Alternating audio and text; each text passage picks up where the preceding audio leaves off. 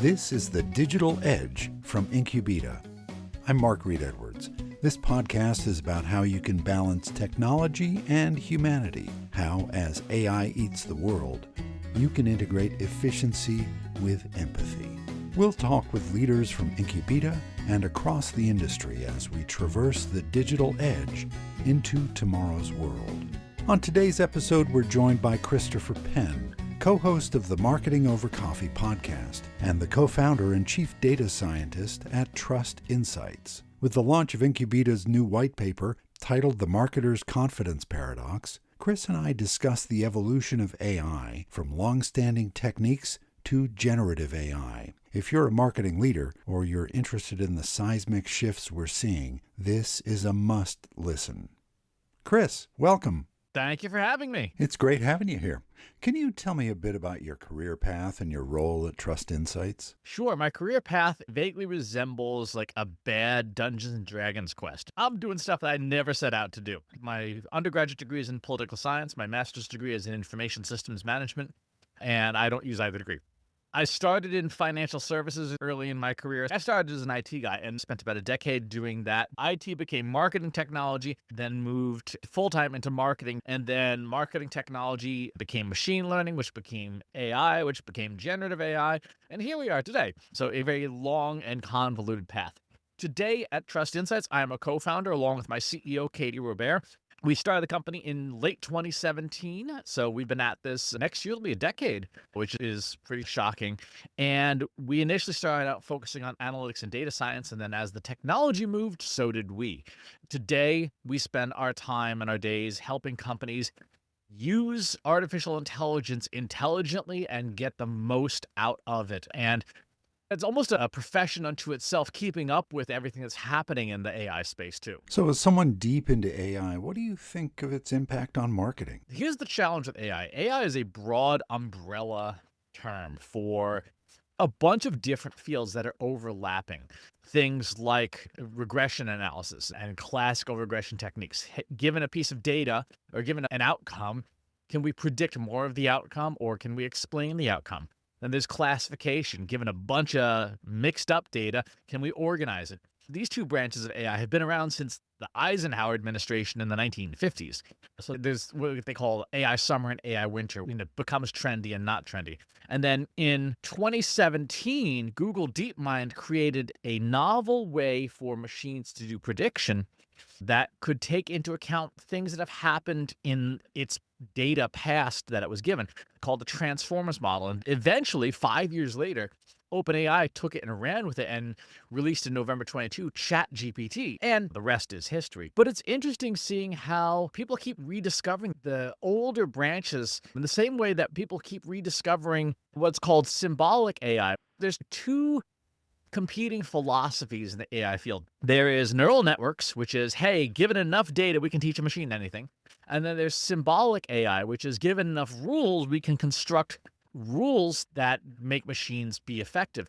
Neither approach by itself is perfect, but there has been a sort of ongoing debate for 30 years now about how do we get to neurosymbolic in AI, and we're starting to actually see that now. What do you think of its impact on marketing? How has it changed what people in marketing do every day? Yeah, it's interesting.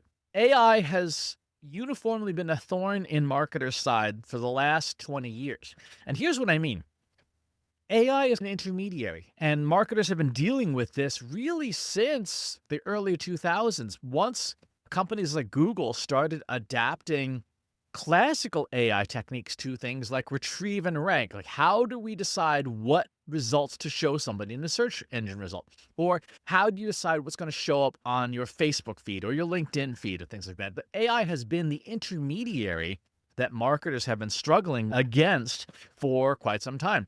And marketers will joke about things like the algorithm, the LinkedIn algorithm, not realizing that actually is like 14 different interconnected systems going on behind the scenes. But marketers have generally been in opposition to AI as an adversary because marketers want to get to the most people possible and have this perspective, which comes from classical marketing, of how can I just talk to more people about my thing in the hopes that someone will buy something from me at some point. And a lot of the machine learning algorithms have traditionally been, how can we filter out the noise to give people exactly what they want? And almost nobody wants marketing. And so these two forces oppose each other, with the additional conflict of interest now for a lot of the big technology companies to say, you know what, marketers, we specifically do not want you talking to our people unless you pay us to let you talk to our people. So it's this ongoing battle between marketers and machines. Yeah, it changes things, doesn't it? So you speak to a lot of marketing leaders yourself as part of your Marketing Over Coffee podcast. What do you hear from them about the state of marketing in the AI era? Bewilderment, despair. Of course, yeah. A lot of folks, marketing leaders in particular, people whose hair color is the same as mine, are in a place where they don't even understand the technologies and what's going on. And you have this shattering of public spaces. There was a period of time in digital marketing from about 2005 to 2015, which was the golden age of the digital marketer, when you actually had usable data, when you could see what people were doing, when you could understand your customer pretty well.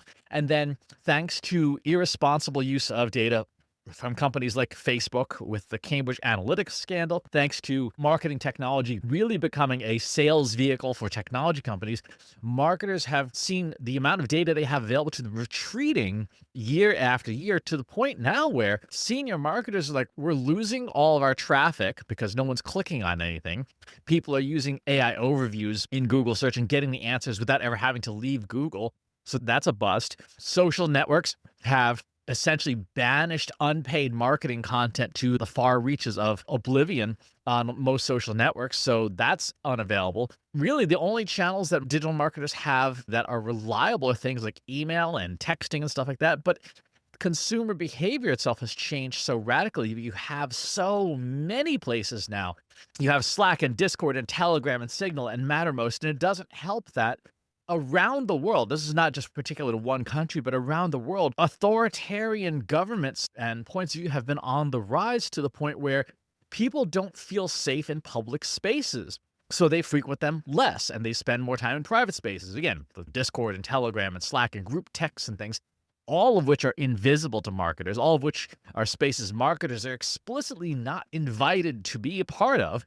And so marketing leaders are like, we don't have any idea what our customers are up to. And they're also heavily pressured by stakeholders more and more to, it's the perennial cliche, do more with less. As the quip goes, there's a difference between lean and mean and skinny and pissed. That's where marketing is now. So you have marketing managers and company leaders trying to ditch as much headcount as they possibly can in favor of machines, and the results are not great. Right? I think we can generally agree, particularly in digital spaces like social networks, the amount of pure AI slop that is invading every space is driving more people away from them. You mentioned a couple of vehicles, email and text, which are based on a database that you build up over time. But the way you build that up traditionally has been through placing ads and adding people that come to your website or into your app. So as a result of that, how in this day and age can you build that list if you want to have a one-on-one relationship with your prospects and customers? Ads still work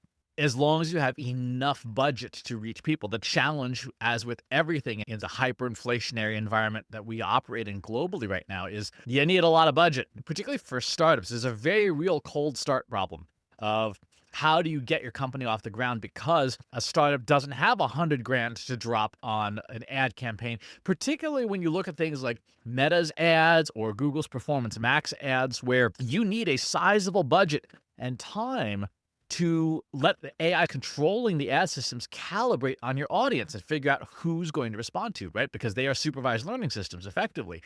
If you don't have that budget, if you're like, I got $10 a day, those systems will never properly calibrate. And so you run into some really difficult challenges. The way around that, to the extent that there is one, you have to replace budget with a lot of legwork, looking at more niche places online, places like Product Hunt, certain subreddits, certain Discord servers, and try as best as you can to interact with people and see where there's opportunities for you to start building that critical mass. But that cold start problem is very real. And even for established brands, in a lot of ways, Marketing is like where it was in the 1980s, where you didn't have search, where you didn't have social networks, where you didn't have these vehicles, and only the richest folks could afford to place a primetime television ad. Everybody else is relegated to, we got to find little audiences where we can and try to market to them. Yeah, and that leads me to my next question. There's a lot of economic pressure surrounding the rise of AI. So when you think about that and the tendency to lean on AI for efficiency, where does that leave marketing? Will it make us or break us? How do I put this? In the short term, you will see substantial productivity gains and efficiency. But there's two ways to use AI broadly, right? There's optimization, which is bigger, better, faster, cheaper. How do we do more with less? How do we do the same thing we've always done, but do it with less budget and less headcount? Ask any business coach. You cannot cut your way to growth, is the axiom. So that's an internal pressure that marketing is going to be facing. There's a much bigger problem. And the much bigger problem is that when you use AI for efficiency, yes, you recoup all of the wages that you're paying to people that you have then laid off. The downside is when that happens at scale, the number of people who can buy things goes down because they're unemployed. And we are seeing this happening across many different knowledge work jobs. I was talking to somebody not too long ago who works in the temporary staffing space, working office temps and stuff like that. They have seen demand fall off a cliff. At one client, they used to reliably place 80 temps, and they're down to 15. So we're talking massive reductions. If you think about it, an office temp is basically a human version of AI, right? Because they have no institutional knowledge. Day to day, a different person may be sitting in that seat.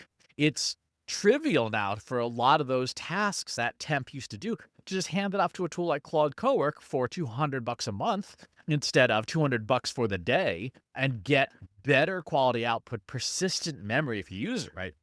And so this creates massive economic pressures on the population at large. And the way this plays out is not going to be good. If you look back historically, once you have structural employment jump like 5 or 10% in absolute numbers within a 10-year period, that's when you get a lot of unrest, right? So if you look at things like the 1930s, you look at a lot of periods of time when you have big jumps in structural employment, going back to the 1790s. When that happens, the pitchforks and torches come out.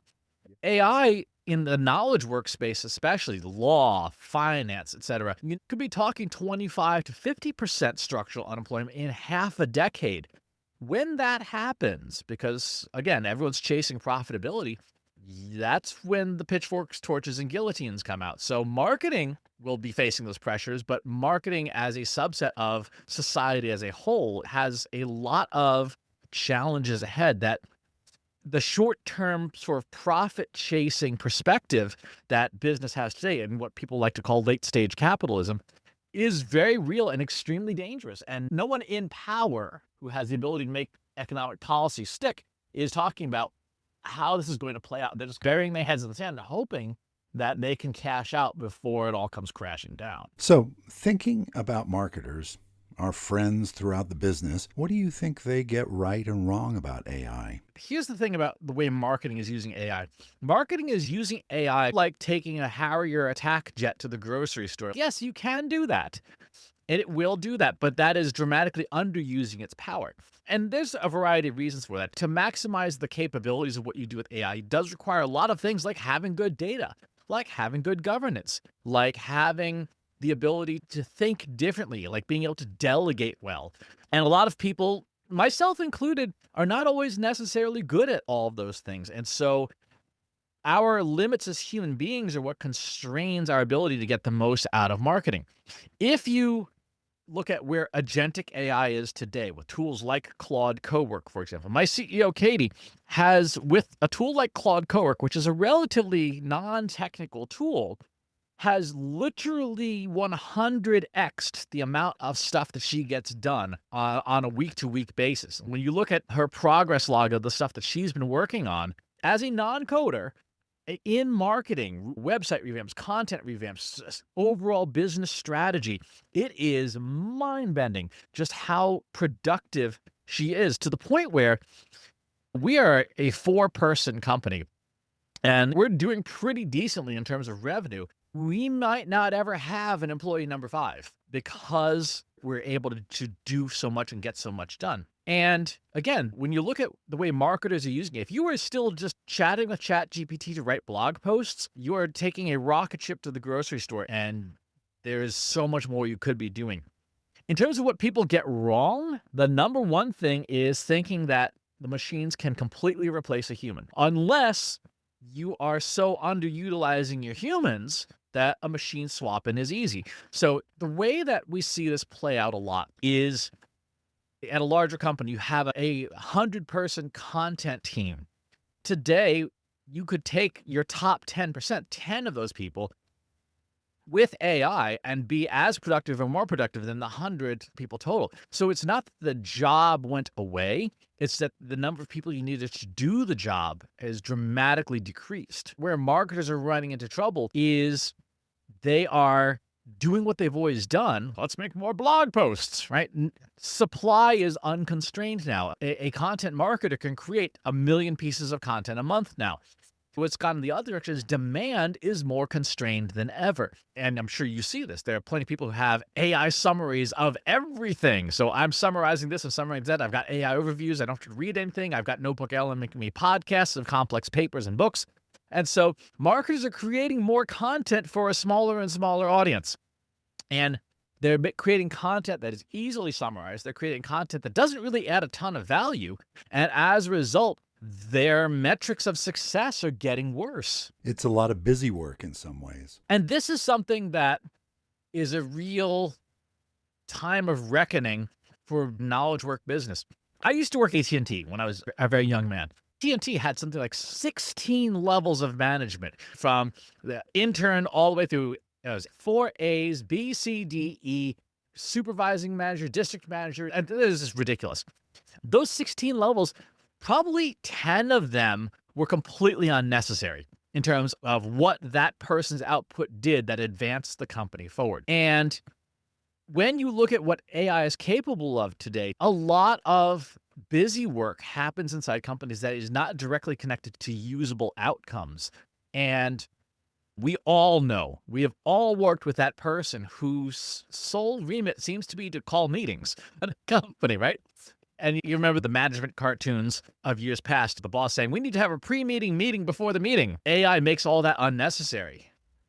I saw a great quote the other day. It was related to software development that said that generative AI makes it cheaper to implement the feature than to have a meeting about implementing the feature. In the 5 years preceding generative AI, I had created something like around 20 pieces of internal software that we used in analytics and data science and stuff like that, that were in production use. In just the last year, when I really started digging into Claude Code in particular, I've created over 200, right? So I call it the distance to done. The distance to done gets shorter and shorter as AI gets more capable. Today, we are at things with OpenClaw, for example, or Claude managed agents, or Open Code, or Open Work, Co-work, etc.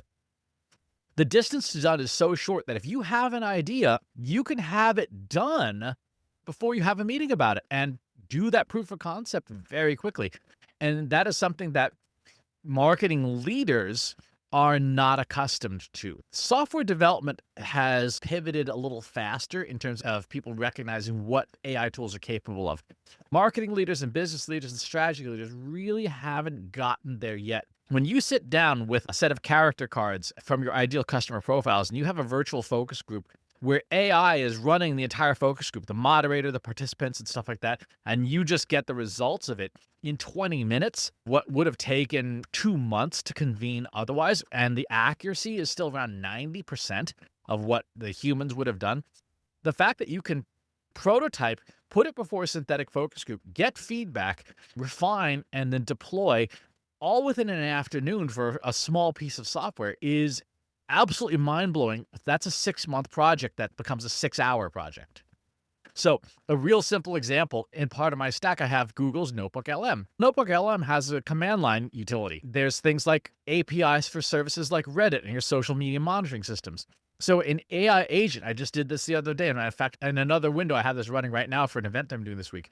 The AI agent has gone out, used the Reddit developers API, so that we're doing it ethically, to grab conversations that are relevant about this particular client, putting it into a notebook by itself, asking the notebook questions from what real people are saying to build the character cards, to run the focus group, to also build and deploy the software.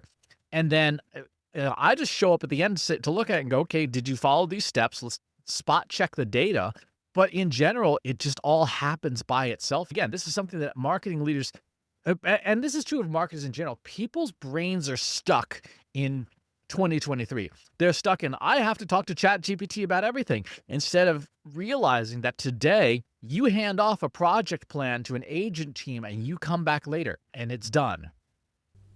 Yeah, Notebook LM is fascinating. I've played with it a bit, and it's kind of scary capable. It can do so many things for you. It can. And what's unique about it is you can ask it questions. And if you did not provide the data, it will say, I can't answer that because you didn't give me the data, which if you're dealing with sensitive information, if you're dealing with stuff where you have to be factually correct, is incredibly valuable. It is one of the top tools I recommend that people learn how to use. And in particular, in fields like finance or law or health, it is invaluable. I use it a ton in stuff that like health. I will go and find the peer-reviewed papers that I care about on a topic, and I will load 60 or 70 of them into Notebook LM and then ask questions of those papers specifically, knowing that it's not going to be hallucinating random stuff that I didn't include. So, Chris, to close out our discussion, I want to expand on what we were just talking about. Give me some personal insights into the way you use AI, where you think it can really excel, and what you love about it, and maybe some of the tools you use. So the tools that I use, OpenCode and Claude Code. I practically live in Claude Code.